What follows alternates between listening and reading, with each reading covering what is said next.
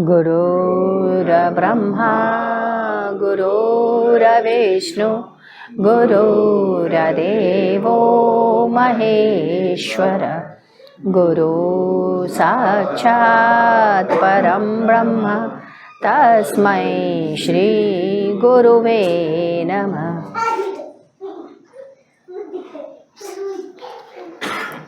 28 जून सन 1994। गुरुदेव ने कहा, जिस तस्वीर से जिस किसी से आपका मन लग जाए, आपका ध्यान उसमें लग जाए या आपका मन उसमें फंस जाए, उसका रंग आप में चढ़ जाए, तो इससे आप अच्छे दर्जे के मालिक हो सकते हैं। बस आपका ध्यान उसमें लगना चाहिए। गुरुदेव ने कहा, लोग कहते हैं मनुष्य योनि में एक बार जन्म लेने पर हर बार मनुष्य योनि में ही जन्म होता है। इसका खंडन करते हुए बहुत से लोग पूर्व जन्म में तरह तरह की योनियों में रहे हैं।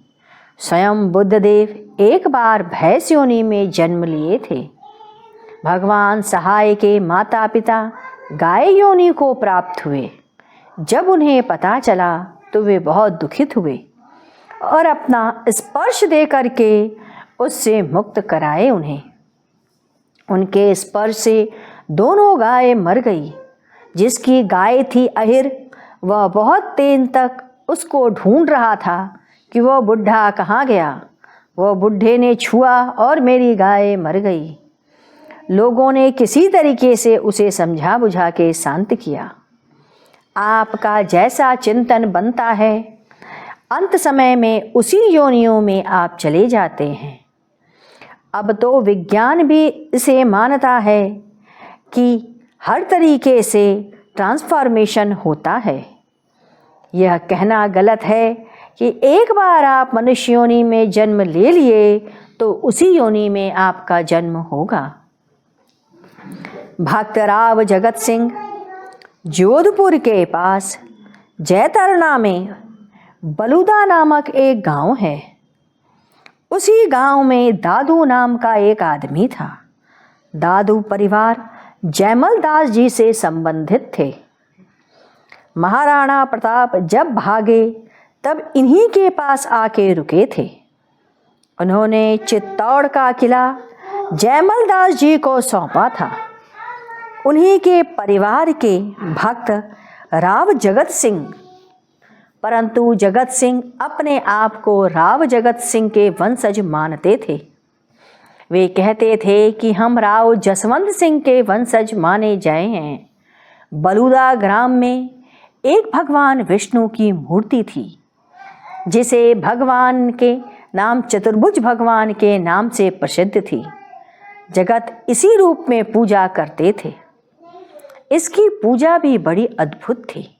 वे स्वयं नदी से घड़े से जल भरकर लेकर आते, भगवान की मूर्ति को उसमें स्नान कराते, स्वयं अपने हाथों से ही उनके बर्तन को मांजते। उनका प्रेम निष्प्रिय था। गांव वाले जानते थे कि सिर्फ श्याम सुंदर को छोड़कर कुछ नहीं कर सकते। यह टिकनी एक गांव था। इन्होंने उसे भगवान चतुर्भुज को अर्पण कर दिया।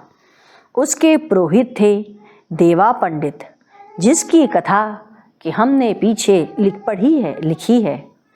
जगत सिंह हमेशा अपने भाव में ही डूबे रहते थे।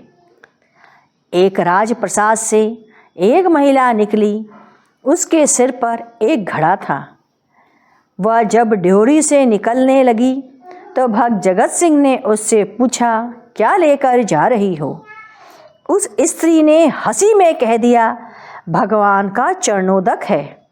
जगत सिंह ने कहा, तब जरा सा चरणामृत हमें भी दे जाओ। उस महिला ने कहा, महाराज, मैं तो इस राजमहल की मेहतरानी हूँ, इतना बड़ा झूठ नहीं बोलूँगी। घर के अंदर रबड़ी बची थी, उसी की हांडी रबड़ी की मुझे दे दी गई है, वही ले रही हूँ। भक्त सिंह ने कहा, अरे तुम झूठ बोल रही हो, तुम चरणामृत दे करके ही जाओ। अब वह महतरनी कहने लगी कि अरे नहीं, ये बची हुई रबड़ी है, मैं तो हंसी कह दिया था, कैसे आपको दूं, यह चरणामृत नहीं है। भगत सिंह ने कहा, नहीं, चरणामृत तो तुम देकर जाओ। वह कहती चरणामृत नहीं है और भक्तराव जगत सिंह कहते चरणामृत देकर जाओ। अंतोगत्वा घड़ा खोला गया तो क्या देखा गया, वह दरअसल चरणामृत है। तुलसी उसमें तैर रही थी। यह बात फैल गई। गांव वालों ने समझ लिया कि जगत सिंह भगवान के अनन्य भक्त हैं। इनकी बात झूठी नहीं हो सकती, जो बोल दिए वह होगा ज़रूर। आइए इसके आगे की कथा हम लोग कल पढ़ेंगे। गुरु कीर्तन करते हैं। ओम गुरु ओम गुरु ओम गुरुदेव, जय गुरु जय गुरु जय गुरुदेव। ओम गुरु ओम गुरु ओम गुरुदेव, जय गुरु जय गुरु जय गुरुदेव।